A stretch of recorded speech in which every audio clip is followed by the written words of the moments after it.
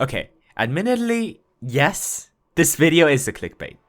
The title, the thumbnail, and everything just looks like a clickbait, but just stay with me for 1 second, and I'll just tell you, and why do I think this game was actually a test by Ubisoft to see if the ACOG might be able to return in the future.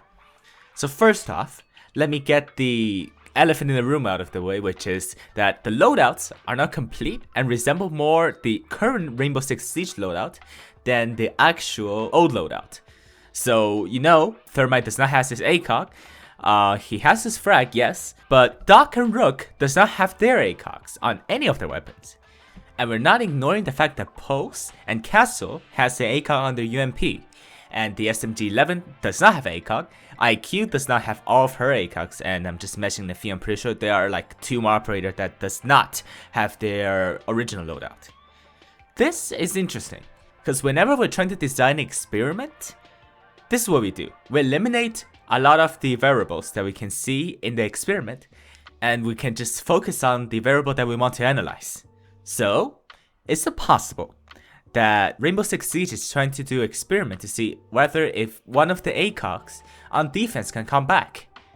Second of all, the gadgets are the new gadgets, which eliminates a lot of variables we're gonna see on the experiment, which is something that before in Rainbow Six Siege cannot do because they did not rework the gadgets.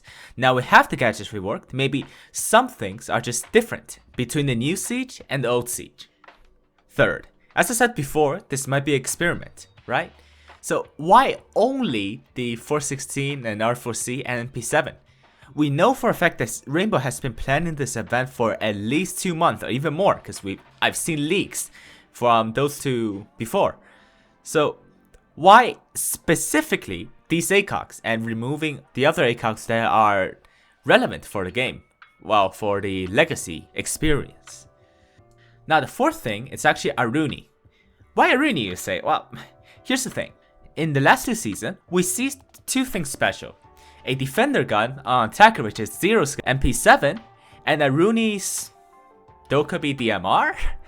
Well, the thing is, Ubisoft is definitely experimenting with different types of weapons in different situations. And as we saw, the DMR is not actually that OP, because, it's not the best weapon in the world. And we see this time and time again.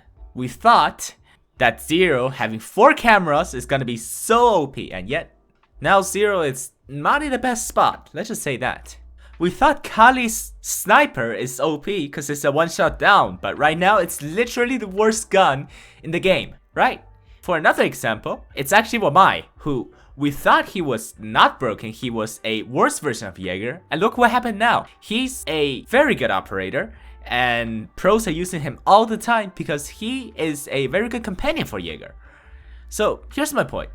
Not everything we think OP is actually OP. So imagine I'm making a new operator, right? So I say this operator has a gadget who can see the enemy's current location in a 4-meter radius. And you say, oh, this operator is going to be so OP, he has wall hacks, right? If you think about it a little more, you probably already thought of it, it's actually pokes. If it's actually a new operator, a lot of players are going to overreact to it because they will think the operator is actually OP. But turns out, Post is actually in a pretty good spot in the meta. He's not OP, he's not, weak. He's a very good operator. So what I say is that maybe not all things the player think is OP is actually OP. So if we combine these evidence, we can call it, together, we might find that Rainbow might just be testing to see rather if this actually works. However, I think if this is an experiment, Ubisoft fucked up. Like, they fucked up big time. As we see in this mode, everybody has their IQ reduced to only 10, and they become monkeys, especially defenders.